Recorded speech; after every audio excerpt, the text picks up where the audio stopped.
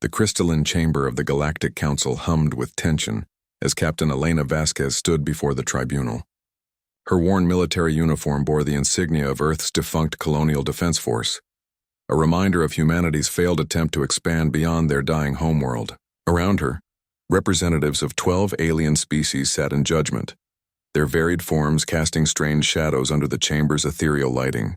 Human designation Elena Vasquez, intoned Counselor Zethkar, his 4 eyes blinking in sequence. You stand accused of violating the preservation protocols, specifically the unauthorized terraforming of Kepler 442b.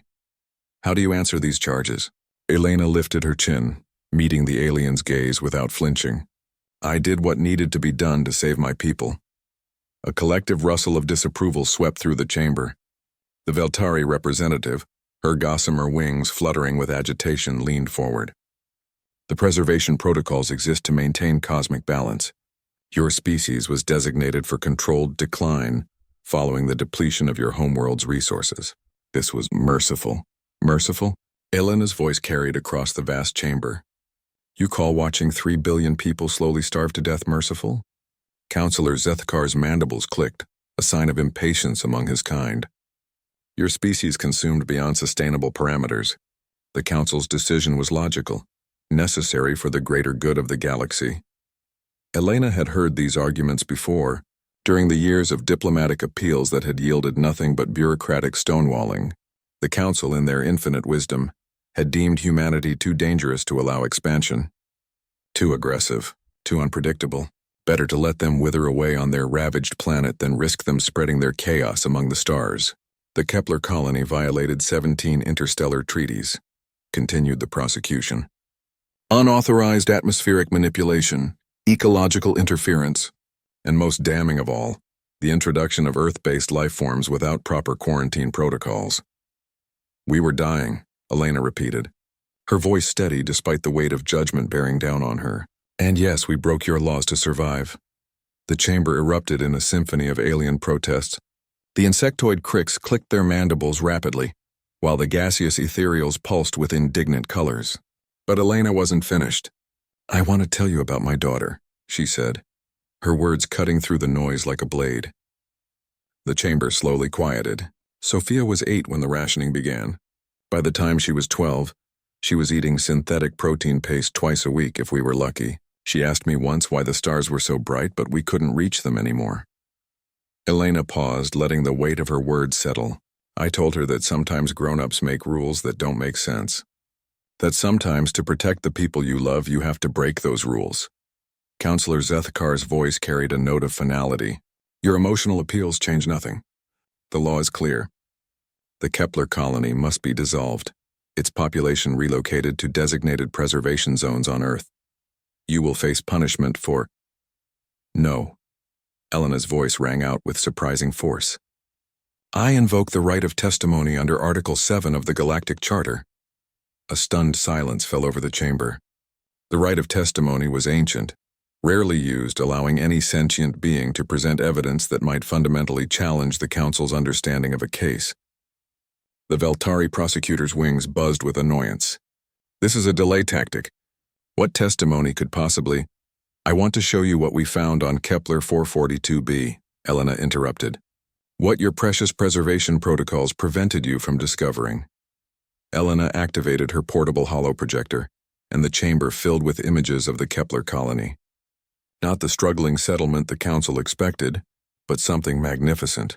Cities that grew like living organisms powered by fusion reactors that left no waste. Forests that somehow thrived alongside industrial complexes, their roots intertwined with humanity's infrastructure in impossible harmony. We didn't just terraform Kepler 442b, Elena explained as the images shifted to show children, human and alien children, playing together in parks that shouldn't exist. We found something there, something your surveys missed. The holodisplay showed crystalline formations beneath the planet's surface, pulsing with soft light. The Kepler crystals respond to conscious intent. They don't just sustain life, they enhance it. When we arrived, desperate and dying, they reached out to us. They chose us. Counselor Zethkar leaned forward, his scientific curiosity momentarily overriding his judicial role. Impossible. Our geological surveys, Were incomplete, Elena finished. Because you never intended for anyone to actually live there long term. These crystals only activate in the presence of a thriving, permanent ecosystem. They need life, diversity, growth. Everything your preservation protocols are designed to prevent. The images continued. Refugees from other dying worlds arriving at Kepler 442b, not as conquerors but as partners.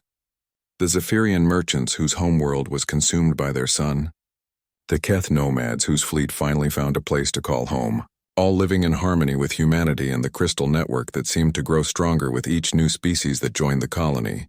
You see, Elena said, her voice growing stronger, your laws aren't just wrong, they're cosmically wasteful. By trying to preserve the galaxy in stasis, you've been preventing it from evolving, growing, becoming something greater. The chamber buzzed with heated discussion. Some counselors demanded immediate dismissal of the evidence, calling it fabricated. Others stared at the images with wonder, perhaps seeing their own species' potential in the thriving colony. Elena raised her hand for silence. I know you'll probably still find me guilty. I know you'll probably still order the colony's dissolution. But before you do, answer me this. When was the last time any of your worlds discovered something truly new? When did any of your civilizations grow beyond what they were 1,000 years ago? She gestured to the holographic display. We've been on Kepler 442b for 3 years.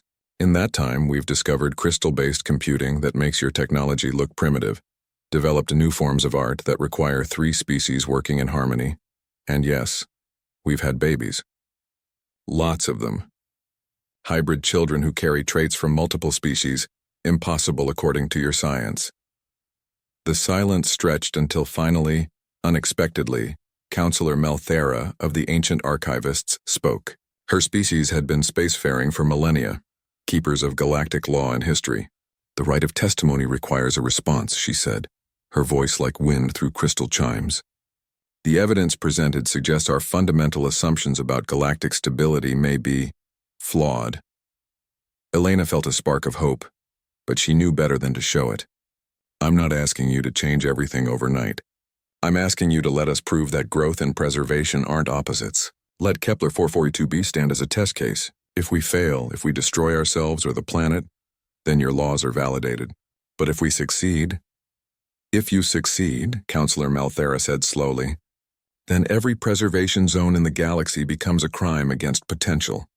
The vote, when it finally came, was closer than anyone expected. 7 species voted for immediate dissolution of the colony. 4 voted to allow the test case Elena proposed. 1 abstained. As the guards moved to escort Elena away, Counselor Melthera's voice rang out once more. The motion fails, but by the narrowest margin in council history. Human Elena Vasquez, you have not won today, but you have planted seeds of doubt that will grow. Elena smiled as the restraints clicked around her wrists. She had bought her people time, and time was all humanity had ever needed to work miracles. As she was led from the chamber, she heard the first whispers of dissent among the council members.